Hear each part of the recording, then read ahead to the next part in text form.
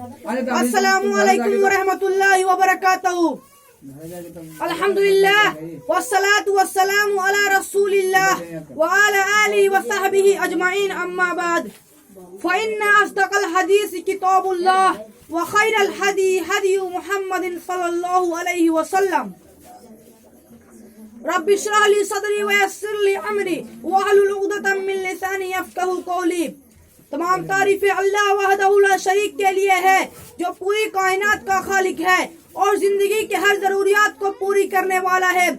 इसके बाद दरूद सलाम हो तमाम नबियों पर, खुसूसन आखिरी नबी जनाब मोहम्मद रसूल सल्लल्लाहु अलैहि वसल्लम पर।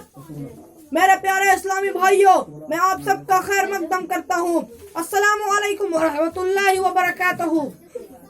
आज का मेरा उन्वान है तौहीद फिल इल्म, यानी इल्म में तौहीद। इल्म यानी जानकारी, मालूमात। तमाम मखलूकात में से तीन मखलूक की अहमियत सबसे ज्यादा है। पहला, फरिश्ते जो हमेशा अल्लाह की इबादत करते रहते हैं और कभी भी नाफरमानी नहीं करते। दूसरा, इंसान को अल्लाह ताला ने अपनी इबादत के लिए पैदा किया है, लेकिन इंसान को अपनी मर्जी दी है कि चाहे तू इबादत कर या न कर। तीसरा, जिन्नात को भी अल्लाह ताला ने अपनी इबादत के लिए पैदा किया है और इंसान की तरह जिन्नात को भी अपनी मर्जी दी है कि चाहे तू इबादत कर या न कर। इंसान और जिन्नात में फर्क यह है कि जिन्नात नजर नहीं आते और उड़कर दुनिया के किसी कोने में मिनटों में जा सकते हैं और अपनी शक्ल बदल सकते हैं और एक के ऊपर चढ़कर आसमान तक पहुंच जाते हैं। अगर बात फरिश्तों की इल्म की करे तो अल्लाह ताला फरिश्तों की बात पर नकल फरमाया। सूरह बकरा आयत नंबर 33 में फरिश्तों ने फरमाया, ऐ अल्लाह तू पाक है, हमें तो सिर्फ इतना ही इल्म है जितना तूने हमें सिखाया है। इस आयत से पता चला कि फरिश्तों को उतना ही इल्म है जितना अल्लाह ताला ने उनको बताया है, सिखाया है। लेकिन चूंकि फरिश्ते आसमान पर रहते हैं और अल्लाह की जरा भी नाफरमानी नहीं करते और अल्लाह ताला ने उनको जिम्मेदारी दी है, जैसे मलकुल मौत जिनका काम है रूह को कब्ज करना, तो उन्हें पता होना चाहिए कि किस वक्त किसकी रूह कब और कहां निकालना है, तो अल्लाह ताला ने उन्हें इल्म दिया है। इसी तरह से किरामन कातिबीन अलग अलग होते हैं, तो उन्हें पता होना चाहिए कि इंसान इबादत कर रहा है तो उसकी नीयत क्या है, उसके दिल में क्या है, तो उन्हें इंसान की दिल की बात मालूम होती है। इसी तरह किसी का काम है बारिश बरसाना वगैरह, जब अल्लाह ताला कोई फैसला करता है तो फरिश्तों को बताता है। इसी तरह लैलतुल कद्र वाली रात सो रमजान में आती है। इस रात साल भर के अहम फैसले होते हैं और अल्लाह ताला फरिश्तों को बताता है। असल में सब कुछ पहले ही तकदीर में लिख चुका है। इस रात फैसले से मुराद अल्लाह ताला फरिश्तों को बताता है। इसी तरह किसी का काम है, इसी तरह जब बच्चा माँ के पेट में 4 माह का होता है तो उस दिन फरिश्ते आते हैं और उस बच्चे के बारे में लिख देते हैं, इसका उम्र, इसका रिस्क वगैरह। तो इस फरिश्ते को इस बच्चे के बारे में इल्म होता है। यही सब बातें फरिश्ते आसमान पर कर रहे होते हैं, जिसे सुनने के लिए शैतान एक के ऊपर चढ़कर आसमान तक पहुंच जाता है। लेकिन जैसे ही कोई फरिश्ता शैतान को देखता है, तारा तोड़ कर मारता है। अल्लाह ताला फरमाते हैं सूरह साफात आयत नंबर 6 से 10 तक, और हमने आसमान और दुनिया को सितारों की जीनत से आरास्ता किया है और हिफाजत की सरकश शैतान से। आलिम बाला के फरिश्तों की बातों को सुनने के लिए वह कान भी नहीं लगा सकते, बल्कि हर तरफ से वह मारे जाते हैं। भगाने के लिए उनके लिए हमेशा का अजाब है, लेकिन अगर जो कोई एक आध बात उचक ले भागे, उसके पीछे देखता हुआ शोला लग जाता है। पता यह चला कि फरिश्तों को अल्लाह ताला ने अलग अलग ड्यूटी लगाई है। इसके हिसाब से उनको बहुत खास इल्म उनके जरूरत के मुताबिक अता करता है, लेकिन इल्म गैब तो उन फरिश्तों के पास भी नहीं होता।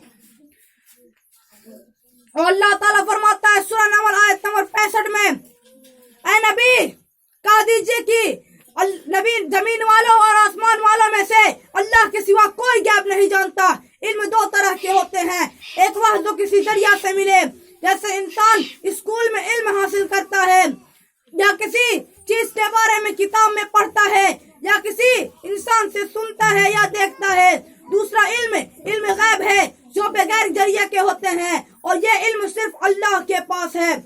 और अल्लाह ताला फरमाता है सूरह नमल आयत नंबर 65 में, अगर इंसान انسان کی بات کرے تو انسان کو اتنا ہی علم ہے جتنا وہ علم حاصل کرتا ہے، پڑھتا ہے، لکھتا ہے، دیکھتا ہے، سنتا ہے اور سیکھتا ہے اور تذکرہ کرتا ہے اور اندازہ لگاتا ہے۔ یہ سب انسانیت کے لیے فطری علم ہے، یہ سب انسانیت کے لیے فطری علم ہے۔ انسانوں میں جسے اللہ تعالیٰ چن لیتا ہے، نبی اور رسول بناتا ہے، اور انہیں فطری علم کے علاوہ خاص علم فرشتہ جبرائیل کو بھیج کر بتاتا ہے۔ یعنی نبیوں اور رسولوں کو فطری علم کے علاوہ وحی کا علم بھی ہوتا ہے۔ جو بات وحی کے ذریعے بتائی جاتی ہے وہ غیب کی بات ہوتی ہے، اور اللہ تعالیٰ فرماتا ہے سورہ جن آیت نمبر 26 اور 27 میں، وہ اللہ غیب کا جاننے والا ہے اور اپنی غیب کو کسی پر ظاہر نہیں کرتا سوائے اس پیغمبر کو جسے وہ پسند کر لے، لیکن اس کے آگے پیچھے بھی پہرے دار لگا دیے جاتے ہیں، پہرے دار مقرر کر دیتے ہیں، لیکن جب وہ بات نبیوں اور رسولوں کو بتا دی جاتی ہے پھر وہ بات غیب کی نہیں رہتی، جیسا کہ اللہ تعالیٰ فرماتا ہے